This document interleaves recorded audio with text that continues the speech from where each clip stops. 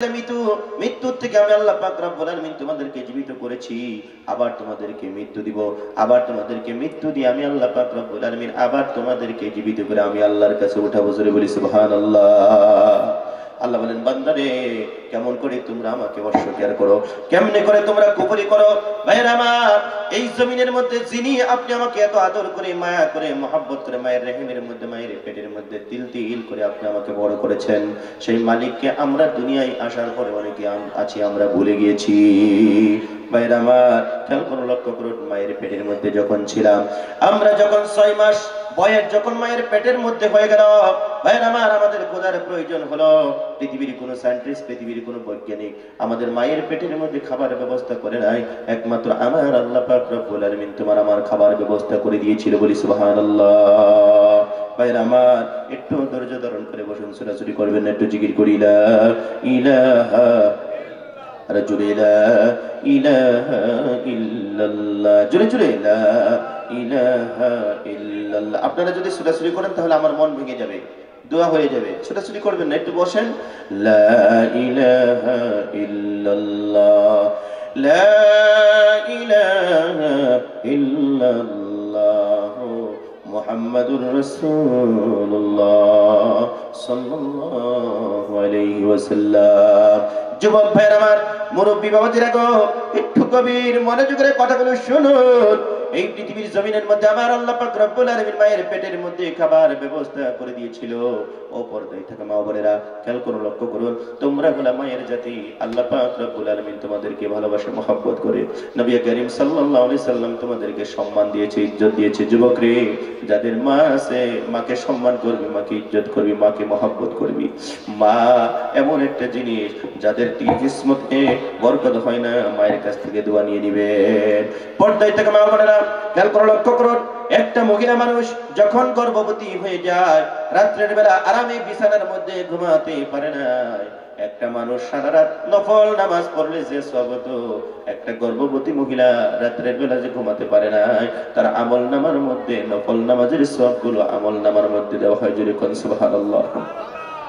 ভাইরা আমার, শুধু তাই নয়, মা জননী, এই ঠান্ডার দিনে আমরা যারা মায়ের পেটের মধ্যে ছিলাম রে বাবা, হাত দিয়ে মায়ের পেটের মধ্যে গুঁতো মেরে দিয়েছি, মায়ের পেটের মধ্যে পাও দিয়ে গুঁতো মেরে দিয়েছি রে বন্ধু। মা জননী, বিষের যন্ত্রণা যখন পেটের মধ্যে শুরু হয়ে গেছে, বিষের যন্ত্রণা যখন শুরু হয়ে গেছে, ল্যাপটা সরাইয়া দিয়ে, কম্বলটা সরাইয়া দিয়ে মা জননী ঘুমের থেকে উঠেছে, ঠোঁটগুলা কামড়ায়া কামড়ায়া বিষের যন্ত্রণাগুলো সহ্য করেছে। পৃথিবীর কোন মানুষের কাছে সেই কথাগুলো বলে নাই। সেজন্য যুব বন্ধুদেরকে বলি, যুবক রে, অনেক যুবক আছে দেখবেন গাড়ির সম্মুখে লেখে মা বাবার আশীর্বাদ, খবর নিয়ে দেখবেন কিন্তু মা বাবার খেদমত করে না, মা বাবাকে মহব্বত করে না। দেখবেন সুন্দর করে ঘর দিয়েছে, পাকা করে ঘর দিয়েছে, ঘরের সামনে লেখছে মা বাবার আশীর্বাদ, কিন্তু মা জননী বাবার জন্য ওই ঘরের মধ্যে একটু জায়গা হয় না। কথা কোন সমাজে আছে না নাই? কারণ মা বৃদ্ধ হয়ে গেছে, বাবা বৃদ্ধ হয়ে গেছে। পেশাব যদি করে দেয়, পায়খানা যদি করে দেয়, তোমার ঘরটা লেত্রা হয়ে যাবে, ঘরটা খারাপ হয়ে যাবে।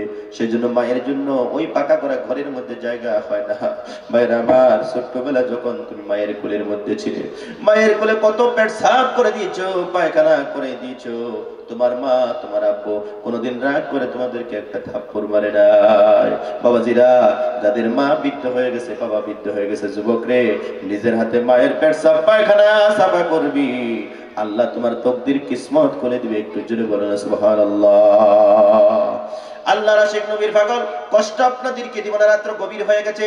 আমি বলতেছিলাম, আল্লাহ সুবহানাহু ওয়া তাআলা যা কিছু সৃষ্টি করেছেন সবকিছু একটা কালের জন্য, সময়ের জন্য আমার আল্লাহ পাক রব্বুল আলামিন সৃষ্টি করেছে। সবকিছু একটা সময় ধ্বংস হয়ে যাবে। এই পৃথিবীর জমিনের মধ্যে আপনি আমাকে বোঝানোর জন্য আল্লাহ পাক রব্বুল আলামিন যুগে যুগে নবী পাঠিয়ে দিয়েছে, রাসূল আমার আল্লাহ পাক রব্বুল আলামিন পাঠিয়ে দিয়েছে। বাবাজিরা, সমাবেশের তরুণেরা, বিশ্ব নবী মুহাম্মদ রাসূলুল্লাহ সাল্লাল্লাহু আলাইহি ওয়াসাল্লাম সর্বশেষ নবী পৃথিবীর জমিনের মধ্যে এসেছে। আপনার নবী, আমার নবী। ভাইরা আমার বক্তব্য কিন্তু এখানে ছিল, একটু খেয়াল করেন।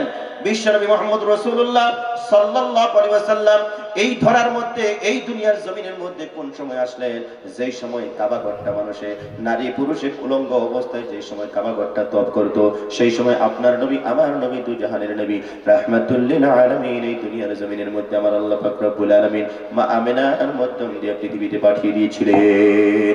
মা আমিনার পেটের মধ্যে যখন নবী করিম সাল্লাল্লাহু আলাইহি সাল্লাম ছিলেন, ওনার মা অনুভব করতে পারেন নাই যে পেটের মধ্যে বাচ্চা আছে কিনা।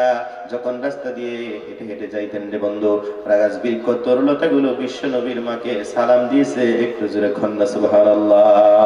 কুয়ার থেকে যখন পানি ওঠা দেখেছে, কুয়ার মুখের মধ্যে পানি এসেছে একমাত্র আল্লাহর নবীর বরকতে। সুবহানাল্লাহ কোন ভাইরা আমার, বিশ্ব নবী যখন মা আমিনার পেটের মধ্যে ছিলেন, এমতো অবস্থায় রে বন্ধু আমার ভাইরা খেয়াল করে লক্ষ্য করুন, উড়ন্ত পাখিগুলো যখন রাস্তার উপর দিয়ে উড়ে উড়ে উড়ে উড়ে যখন যাইতো, মা আমিনা যদি রাস্তা দিয়ে হেঁটে হেঁটে যাইতো, উড়ন্ত পাখিগুলো মা আমিনার উপর দিয়ে কখনো উড়ে যান নাই। জোরে কন্যা সুবহানাল্লাহ।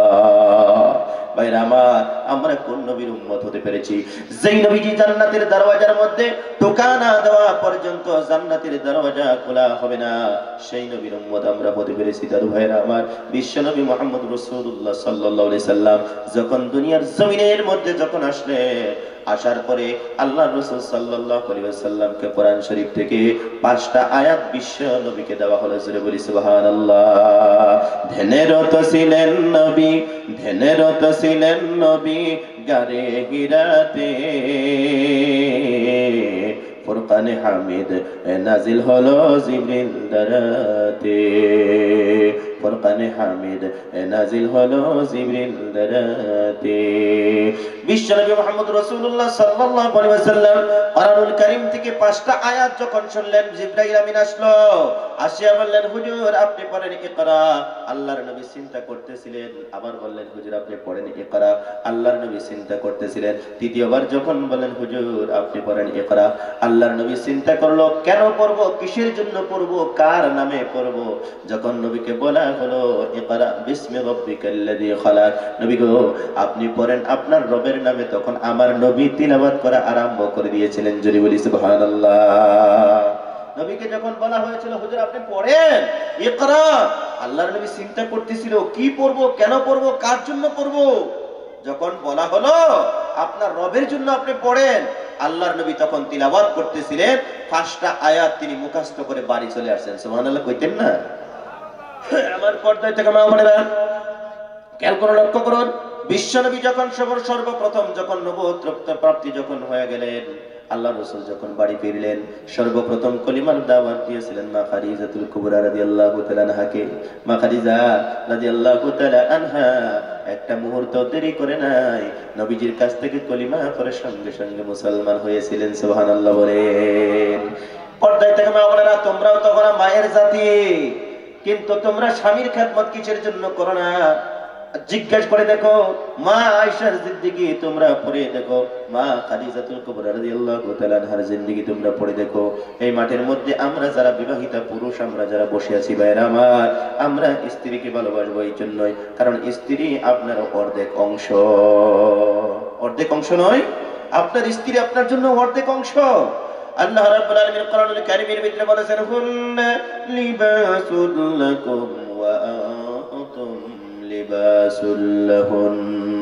আল্লাহ রাব্বুল আলামিন বলেন, নারী হলো পুরুষের জন্য পোশাক, আর পুরুষ হলো নারীদের জন্য পোশাক। পর্দায় থাকা মা বোনেরা, তোমাদের যাদের স্বামী আছে স্বামীর খেদমত করবা, যাদের স্বামী মরে গেছে আল্লাহর ওয়াস্তে স্বামীর জন্য আল্লাহর কাছে দোয়া চাইবা।